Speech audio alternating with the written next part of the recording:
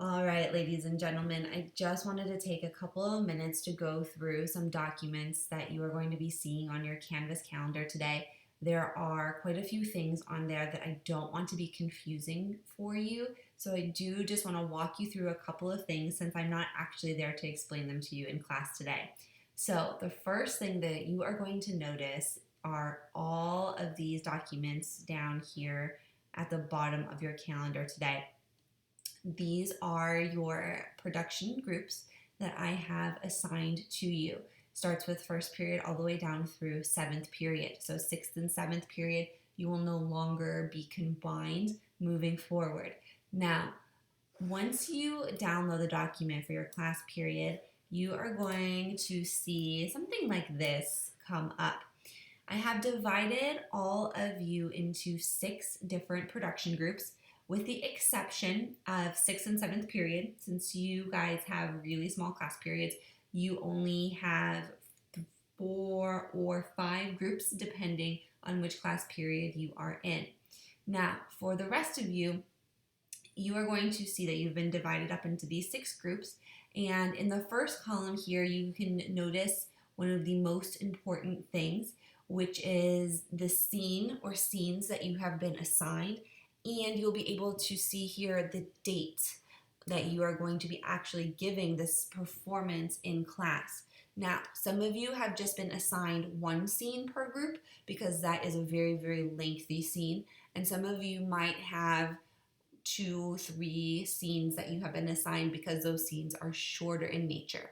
So the one thing that you're going to really want to take a look at today is not only when you're going to be giving that performance, but you're also going to want to take a look at the act and scene or scenes that you are going to be acting out in front of the class. So if I'm looking at my first group, they have Act 2, Scenes 2 and 3 only. So you're only going to be responsible for the part that I have on there. My next group has Act 2, Scenes 4 through 6, Act 3, Scene 1, Act 3, Scene 5. Now, you'll notice that there is a gap in between some of these. We'll do some regular reading in class as well. Not every single time that we have Romeo and Juliet in class will be someone giving their group presentation, but these are the big scenes that I would like you guys to tackle on your own.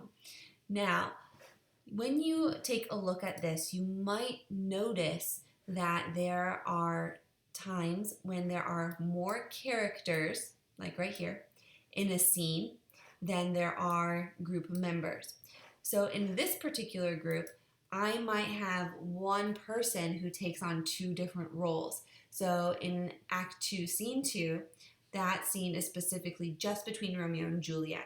So if I have Reagan, who might want to play Juliet in Act 2, Scene 2, well, she might come back as Friar Lawrence in Act 2, Scene 3. So we might have some people who take on multiple roles, and that's totally fine. Now, you will want to also make sure that you are evenly dividing up who does what in each group. You want to make sure that if people do have to take on 2 parts, that you don't have one person who has all of the big parts and then you only have one person who has these really, really itty bitty lines. So please make sure that all of the work is divided up evenly among all of the people in your group. We do run into some issues for those of you who have been assigned to later groups. If you have something that is happening in Act 4 or Act 5, it might be difficult for you to understand what's happening in those acts because we're not close enough to those points in the play for you to really have an understanding of what is going on. And I completely understand that while you guys are working on this project. So you will have work days in class where I will be conferencing with each group and I'm going to help you guys along the way so that you understand exactly what's happening in these scenes and how you need to act things out going forward. With that said, I want to direct you guys to your Romeo and Juliet books that you have in class. So I've made this full screen so that you guys can see it. you will notice that there are some really helpful footnotes that are going to be in your text. So I've taken a picture here of one of the footnotes in the Romeo and Juliet book, and this is for Act 1, Scene 4. So that you can see right here it says 1.4, and then right after that, it gives a description of what is going to happen in that act and scene. So 1.4 stands for Act 1, Scene 4. And these descriptions of what's going to happen occur before each act and scene. So you can use this as a starting point to kind of start to figure out what is going to be happening within your parts that you have been assigned. So if I take a look at this one, I can learn that Romeo and Benvolio approached the Capulets' party with their friend Mercutio and others wearing the disguises like the masks that we had in class today. So I get that information from this part right here. So while you are working today, open up those books, start going through and looking at the footnotes for each act and scene and use that as a starting point. Now, the next thing that I want you guys to take a look at is back on your calendar. So if I pull up your calendar, you're gonna notice that here there is a production document that you are going to start working on today with your group members. Each person in a group needs to download this document. This document is not going to be shared. This is something that each person in the group is going to work on individually so that I can grade each person based on the work that he or she has done. Now, you will get a grade on this production document. So if I download this, I have this production document that is going to come up. And like I said, you will get an individual grade on this document. You will also get a grade on how well you are able to act out your lines and communicate effectively while you are up there, and that will go into your communication grade. Now, when you take a look at this, you are going to see a couple of different sections. So this first section here is step 1. In step 1, you're going to want to have a conversation with your group members and figure out, okay, we have 4 characters that we need to cast. There's only 3 of us in a group. Who's going to take on each part? So here, where it says character, you might want to type in Romeo.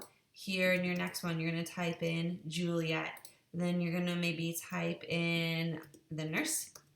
And then you might type in Friar Lawrence as your next one. Then you're going to want to assign a student who is going to take on each role.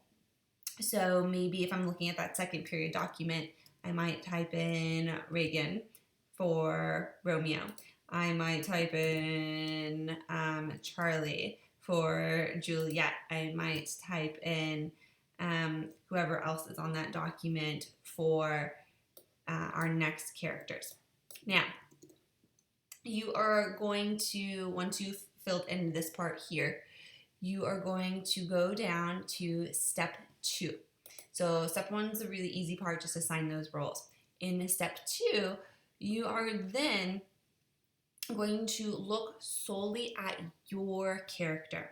So if I have been assigned the role of Juliet, I am going to need to read through all of my lines. I'm going to read through some of the other lines as well and kind of go through everything so that I can really understand what's going on with my character. So the first thing that you're going to want to do is ask yourself, what is your character doing in this section? Try your best to kind of get an idea of what is happening in these scenes that you've been assigned, and you're going to specifically explain what your character is doing, what actions are they going to be taking throughout that scene. Explain those main plot points of your character specifically. Then in this next section, you are going to describe how your character is behaving.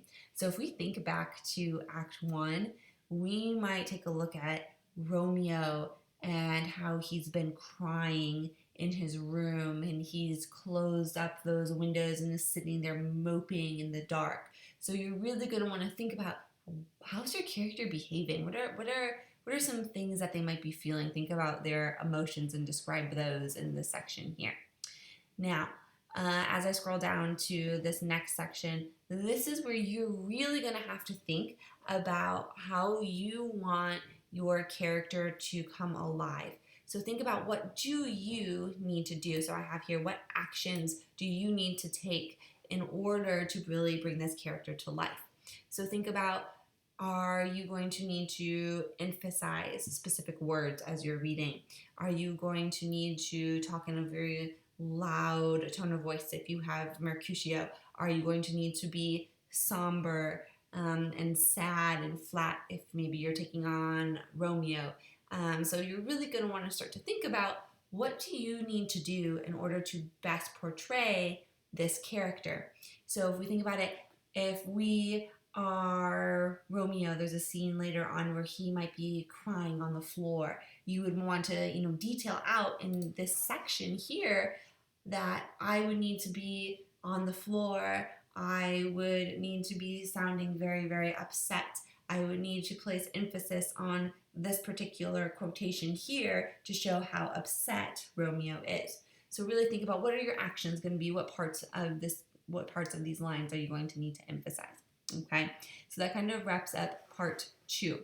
And that's the most hefty part of all of this.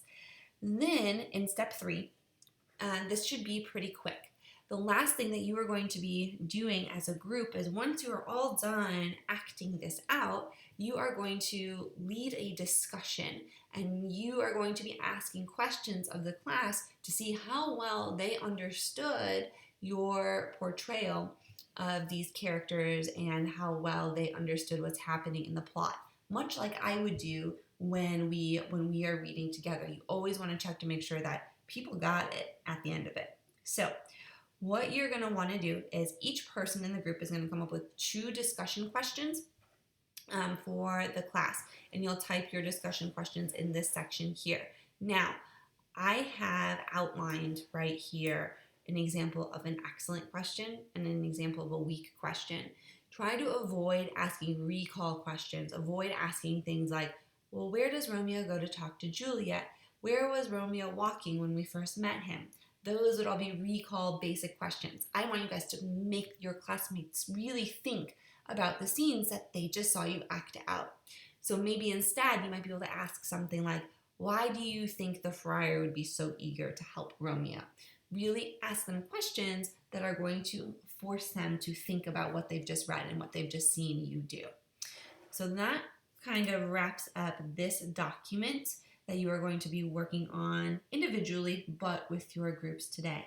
Now, I am going to let you guys use your rest of the time in class today, download these documents. You are going to meet with your group members, and you are going to start planning these things out. Start reading the text together, first and foremost. Start looking at those footnotes. Start running through your lines so that you know how those are supposed to sound. If you are getting stuck with anything, I will be back on Friday. I will meet with all of the groups. I will make sure that you guys know exactly what is going on. But at least for today, assign all of your roles. Start going through the text. Start practicing. And at least give this middle section here, step 2, give it a try. And then once I come back, I can help you guys a little bit more. As always, if you guys need anything while I am gone, just shoot me an email and I'm happy to help you guys out. Have fun with this. I'm really excited to see what you guys are going to be able to come up with. Thanks, guys.